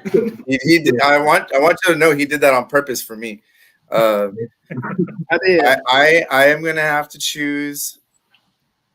You know, I can watch that movie over and over again, and it doesn't get old. I'm gonna stick with Godzilla versus Biollante. Fun fact for you guys is that a couple years ago, remember when we had they were showing Godzilla versus Biollante at the AMC's throughout the state for Godzilla Day for Godzilla's birthday.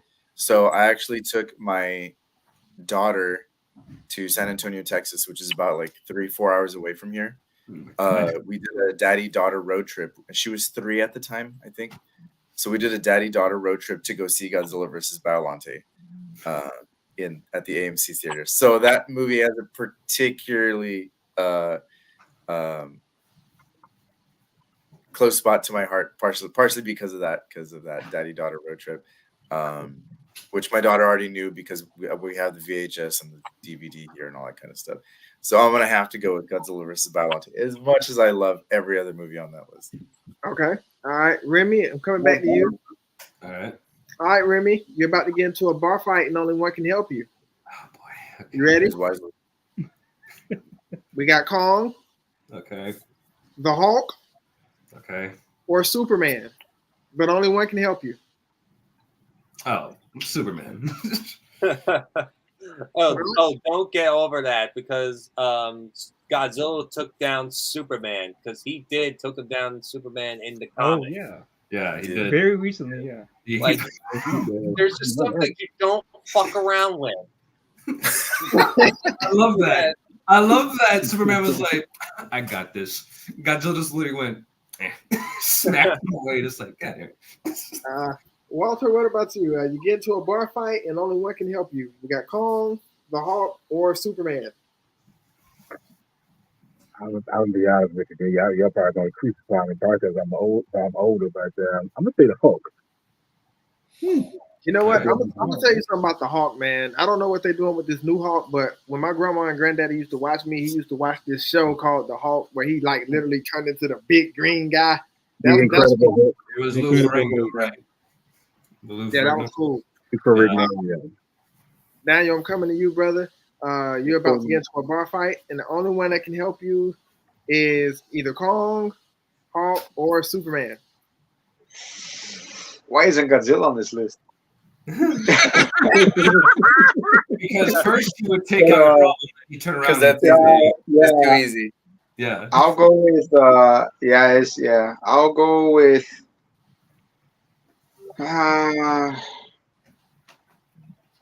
I'll go with the 90s Hulk. Okay. Okay. I'll go with the 90s Hulk because you have a good point, man. They kind of really like really shrank this Hulk's MCU's this Hulk's balls. So I'm like I'll go for the 90s Hulk.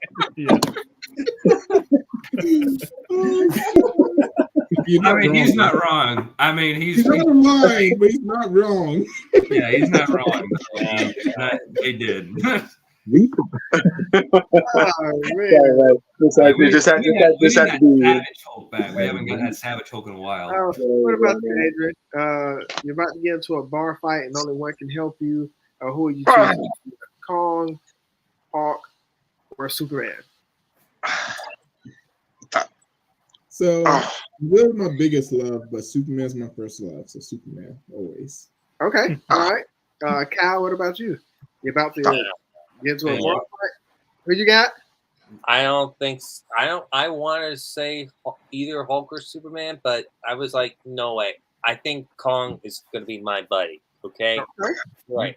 Even though he loves girls, he's a ladies' man, but I think he needs a little help from the Loves gentleman. Okay. Aaron, I'll be right back, guys. I'll be right back, guys. Okay. You're about to get into a bar fight, and only one can help you. You got Kong, the Hulk, or Superman. Oh man. Well, first of all, I thought the question was going to be which version of Godzilla would you pick, and then the rest have to kill you. But if it's between these three, that's so interesting. Shoot, I think I gotta go Superman too, just because he's Superman, so yeah. Still. My man Serge, you're about to get into a bar fight, and only one can help you. Who are you going with? We got Kong, Hulk, or Superman? I mean, I'm a Superman fan, and he always has nice hair. But as long as we're not fighting Godzilla, Kong. I'll go with Kong. Because we all saw how that turned out last time. Hey, he just needed those thunder punches, man. They didn't give him them. They nerfed him because they knew what would happen. Oh yeah. I'll go with Kong. Tell yourself that. Wow. Tell yourself that. All right, here we go. You can only return one character to the MonsterVerse, Remy. Okay. We have Dr. Sorozawa, Mothra, or Bryan Cranston. You can only bring one back to the MonsterVerse. Wow. You see what he does? He's the best man. Come on now. I thought he was gonna go with different kaiju. That's what I thought too. You only bring back King Caesar or freaking Jet Jaguar. I'm like, you gotta be kidding me. But come on. Oh, I'm gonna have to go with Mothra because the way the MonsterVerse is working, where they're like starting to focus more on the monsters, I'm gonna have to go with Mothra so that way they could like develop her or something like that, or maybe she can get her own solo film in the future. So I would bring back. Okay, Walter, coming to you. You can only bring one back to the MonsterVerse. Dr. Sorozawa, Mothra, or Bryan Cranston. Jet Jaguar. Wow. He's not on the list. I know, but dude, come on, give me that, please. You're torturing me with this, and I'm just like, when you say Bryan Cranston, like, what the fuck? No, dude. No, I don't. Look, unless it was kaiju, okay, baby. But dude, give me something better. You're killing this man, okay? All right, Andrew, we're coming to you, brother. Only one can return to the MonsterVerse. We got Dr. Sorozawa, Mothra, or Bryan Cranston. Who you going with? Mothra, yeah.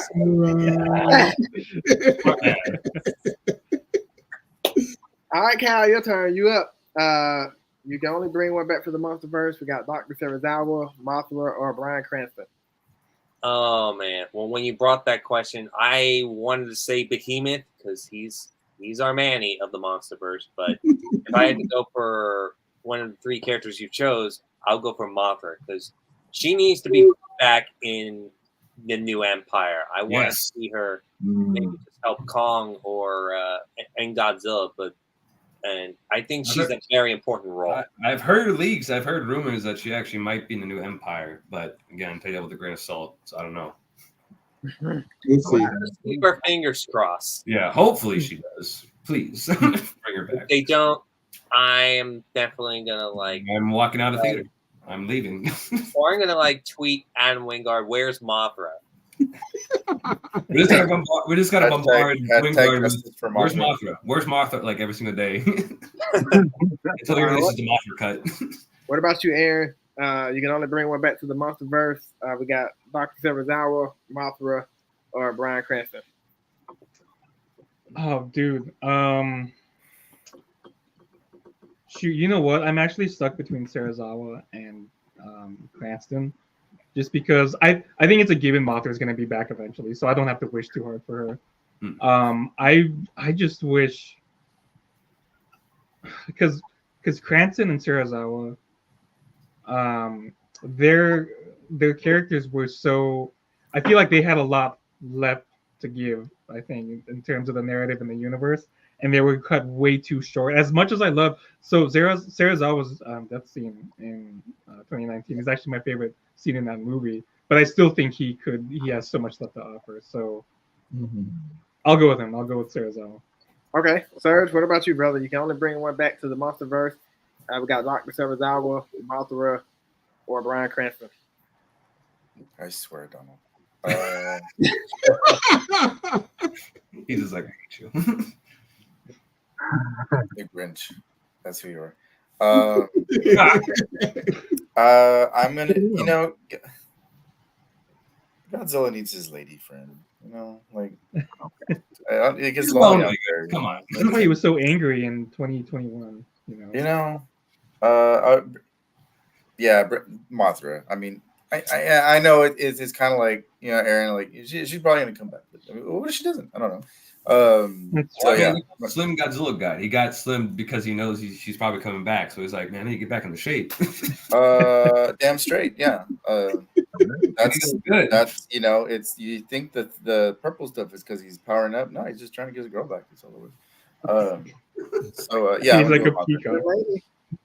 Oh, those purple spikes you mentioned, they reminded me of the 2000 Godzilla, to be quite honest. Yep. Yeah. Yep.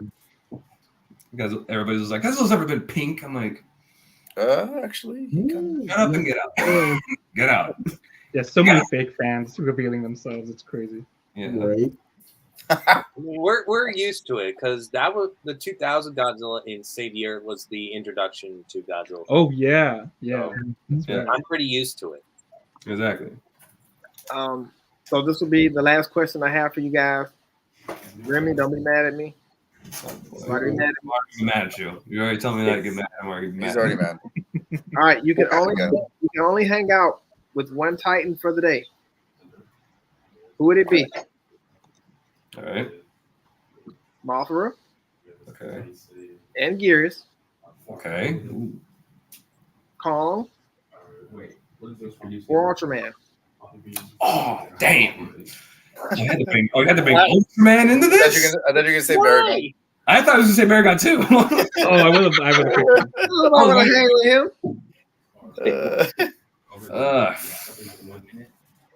You know what? I'm gonna pick Gear. I'm back. Sorry. Everything all right?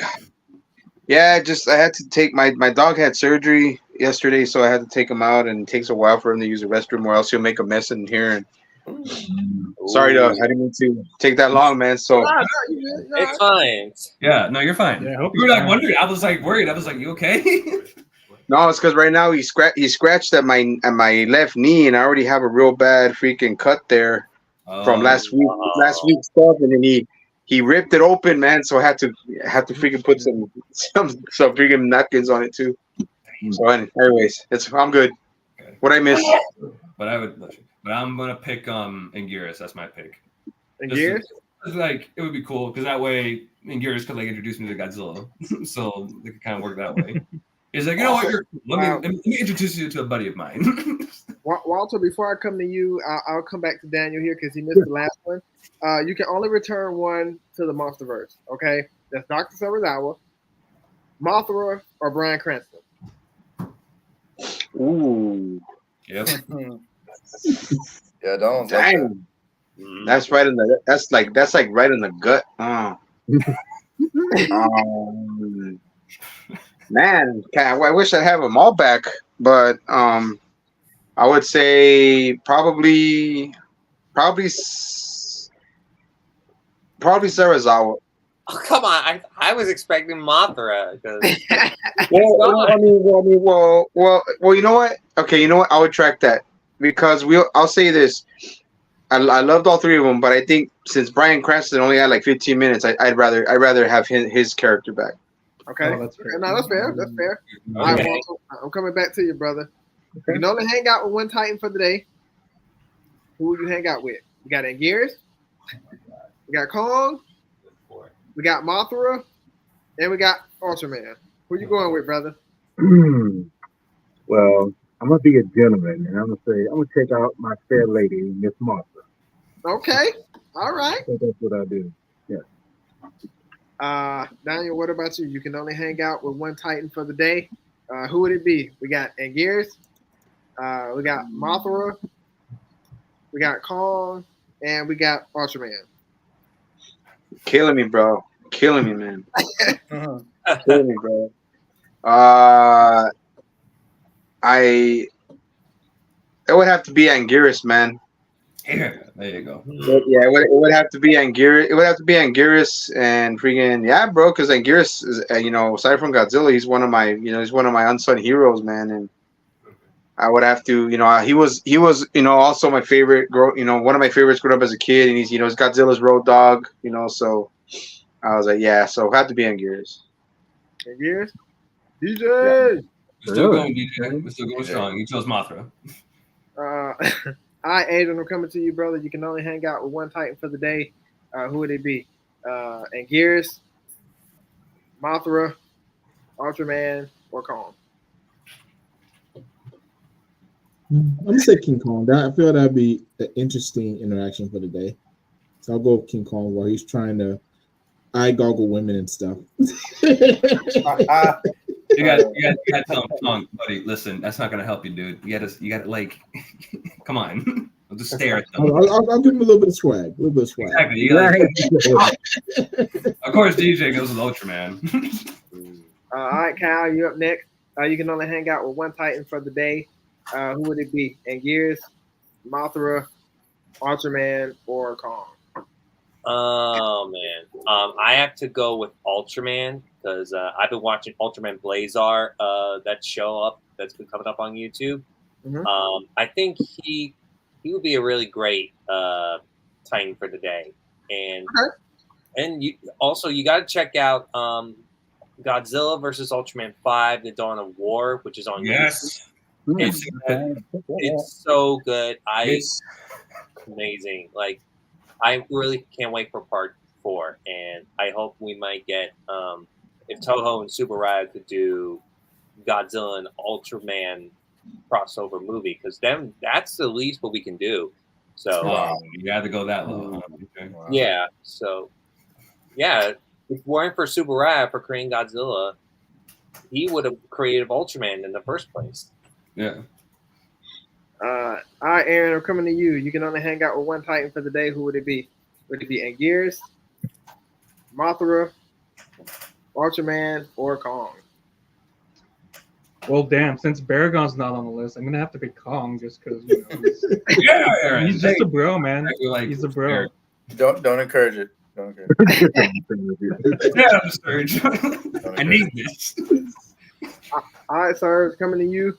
You can only hang out with one Titan for the day. Who would it be? We got Anguirus, Mothra, Ultraman, or Kong. He's picking Bylante. I think Bylante and Serge should date. They should really go together. I mean,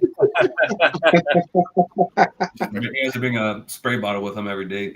So that I mean, I do love plants. So there you go. See. I'm gonna have to go with those big puppy dog eyes. I'm gonna have to go with Anguirus. Yeah. I don't know. Like I'm like that guy's seen some stuff alongside Godzilla. So exactly. You can tell you some good stories. Yeah. I wish they could one time. All right, Remy, I got a bonus question for you, Remy. Okay. If you could remove one person from the stream, who would it be? No. Wow. Don't start with me, Remy. Now I would say myself. I already know. Hey, well, look, man, I had a lot of fun with each and every one of you. This was probably my favorite stream, man. Being able to get together with just different kaiju fans and talk about Godzilla. Especially this last movie that just came out, and I had a lot more questions, but like I said, I don't want to, interrupt anybody's schedule or time, and so we could talk about this movie. I'm like Aaron. On and on and on and on again. I just need to bring more toilet paper this time. I messed up, so I just need to. When I'm going to a movie like that again, I just need to make sure that I don't get backed up like that, because that's not good. But I had fun. And I'm glad that you guys were able to make it. So this was a really, really good stream, man. I had a lot of fun. Walter, I appreciate you coming on. Daniel, Kyle, Aaron, Remy, Serge, those who were in the comments, those who watched and viewed us, we thank you for your support because this wouldn't be possible without you guys as well. But I definitely had fun, and that's all I wanted to say. Does anybody else want to say anything? Or had a blast, bro. Had a blast, man. First time. Yeah, had a blast, and I mean, I understand, bro. I mean, you know, like especially like with time and everything. You don't want to pull like 6 hours like we did one time, but I mean, yeah, dude. 6 hours. Yeah, 6 hours. We did a 6 hour with another buddy of ours, Anubis, DJ Anubis, man. We did the all Godzilla, best Godzilla, top Godzilla films, all the way from the bottom all the way up. So damn, yeah, but if I know about it. Damn. Man. Oh yeah. I mean, yeah, man. It was a last minute thing for him, but no, man. But Donald, everybody here, man. I really appreciate, you know, meeting all you guys. I really appreciate the invite, man. I gotta have you soon, man. When I can get everything together, I gotta have you on my one-on-one podcast, man. We could talk about, you know, Godzilla, sci-fi, whatever. But it is a pleasure meeting and hanging out with all you guys, man. And you know, if you guys have your channels, man, let me know, and you know, I'll subscribe and everything. But I really appreciate it, especially me and Walt, man. And you know, having the Sci-Fi Society on here, bro, it was a big honor, man. Yeah, man. Thank you. And I'll just add on to what Sci-Fi said. You know, I'm an old dog, you know, man, and just knowing that I'm being recognized by incredible content creators like yourself, inviting me, I'm gonna tell you that's a real honor. Because growing up, you know, I didn't really have a lot of friends around, but knowing that I'm hanging with you guys, meeting new people, dude, that brings joy to my heart, you know. So I appreciate you bringing me on, and like I say, thank you so much for this. You know, really, I appreciate that. Yes, sir. Yes, sir. Yeah, of course. And Adrian and Aaron, since y'all came, I might be able to spend a little bit of money. I might. But no, man, I had a great time, and hey, man, each and every one of y'all have a blessed night. Those who watch this, y'all have a blessed night as well. Guys, peace out. This was a great stream, man. Peace. Yeah. All right.